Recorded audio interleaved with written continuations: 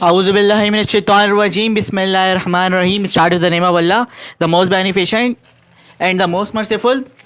ये मैं जो मैं वीडियो आप लोगों को जो है समझाने जा रहा हूँ, तो मैं ये जो है ना, मैं क्या करना चाहता हूँ, जो अभी मैं न्यू सीरीज स्टार्ट करने वाला हूँ उसके अंदर से मैं क्या हासिल करना चाहता हूँ, तो वो मैं आपको पहले ही बता दूँ। मैं चाह रहा था वहाँ पर बैठ के बता दूँ, लेकिन आप लोगों को समझ में नहीं आता उस तरह।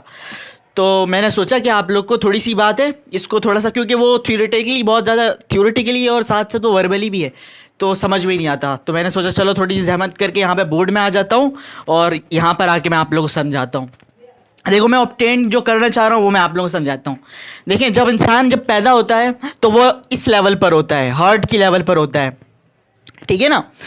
तो अब एट अ टाइम उसके पास दो फोर्सेस उसके अंदर जो है वो अच्छाई की भी फोर्सेस अटैक कर रही होती है साथ साथ, और वो बुराई की फोर्सेस उस पर एट अ टाइम अटैक कर रही होती है। लेकिन जब इंसान पैदा होता है तो वो इस लेवल पर होता है, यानी मुसलमान पैदा होता है, ठीक है ना, इस लेवल पर होता है, वो हर्ट की लेवल पर होता है।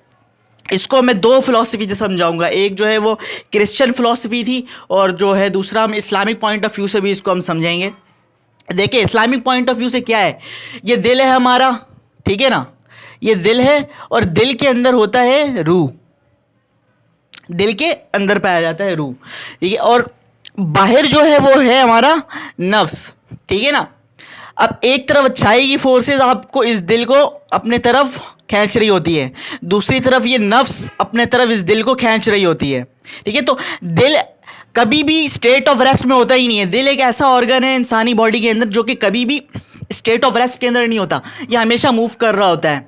तो यहीं से ही स्ट्रगल स्टार्ट हो जाती है इंसान की ज़िंदगी के अंदर, यहीं से ही वो जो है ना जिहाद बिन नफ्स, यहीं से ही स्टार्ट हो जाता है स्ट्रगल।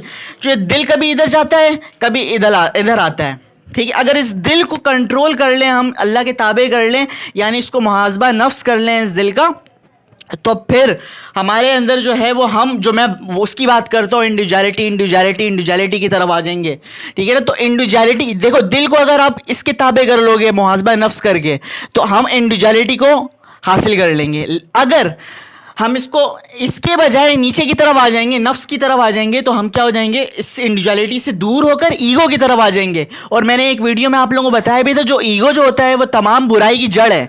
जितनी भी बुराई है दुनिया के अंदर वो सिर्फ उस ईगो की वजह से, तकरीबन साल हो गया उस वीडियो को बनाए हुए, तो वो उस ईगो की वजह से सारी बुराई है। और जो जितनी भी अच्छाई है दुनिया के अंदर वो इंडिविजुअलिटी की वजह से है। लेकिन बदकिस्मती से, अच्छा एक और बात बता दूं, ये फ्राइड का भी ये फ़लसफ़ा था, जो है हमारा क्रिश्चियन फिलोसफर था, फ्राइड नाम था उसका, तो उसने भी यही कॉन्सेप्ट तकरीबन दिया था कि ईगो, इड और सुपर ईगो का उसने कॉन्सेप्ट दिया था। तो ईगो जो है वो उसके ज़बान में उसके ज़बान में ईगो है और हमारे ज़बान में हम उसे दिल कहते हैं। और इस्लामिक पॉइंट ऑफ व्यू से भी समझो तो वो है नफ्स लव्वामा हमारा, ठीक है। अब दिल के अंदर दो स्टेट एट अ टाइम होता है, एक तो है बुराई की ताकत अम्मारा, जिसको उसने इड का नाम दिया था, और दूसरा अच्छाई की ताकत नफ्स मुतमइन्ना, जिसको उसने सुपर ईगो का नाम दिया था, और वो हमारे लिए रूह है, ठीक है। तो यही कॉन्सेप्ट तकरीबन यही कॉन्सेप्ट जो है वो उसके पास भी था, फ्राइड के पास, ठीक है।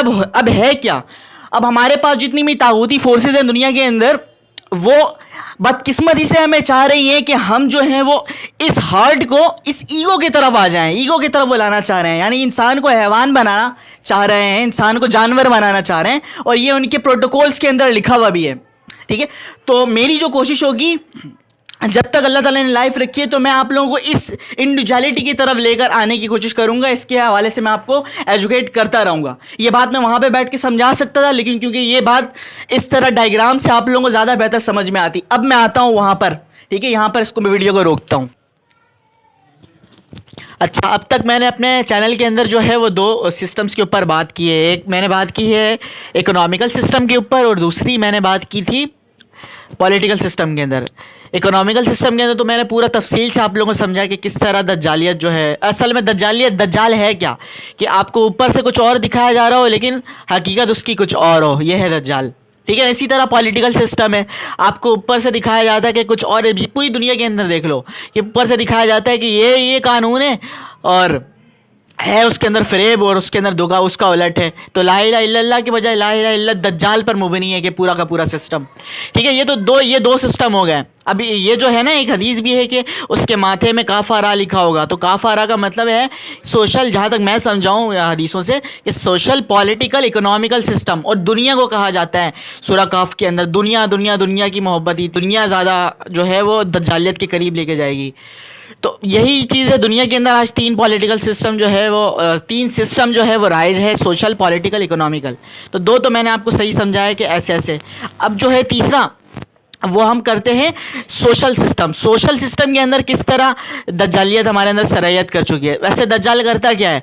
दज्जाल जो है वो इंसान का अल्लाह से कनेक्शन दूर करता है। ठीक है, और इंसान का और अल्लाह का कनेक्शन रूहानी है, तो वो इंसान की रूह को मारता है, रूह को ख़त्म करता है, और रूह को ख़त्म करके वो इंसान को हैवान बनाता है। ठीक है, तो हमारे सोशल सिस्टम के अंदर आज कुछ इसी दज्जालियत हमारे अंदर जो सरयत कर चुकी है, और इसको फ़रोग़ देने वाले उसको प्रोटोकॉल्स देते हैं।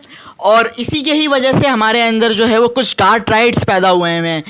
तो ये जो डार्क राइट्स हैं वो 4 डार्क राइट्स हैं आज के दौर में। एक है नार्सिसिज्म, मैकियावेलिज्म, फिर साइकोपैथी, एंड चौथा है सैडिज्म।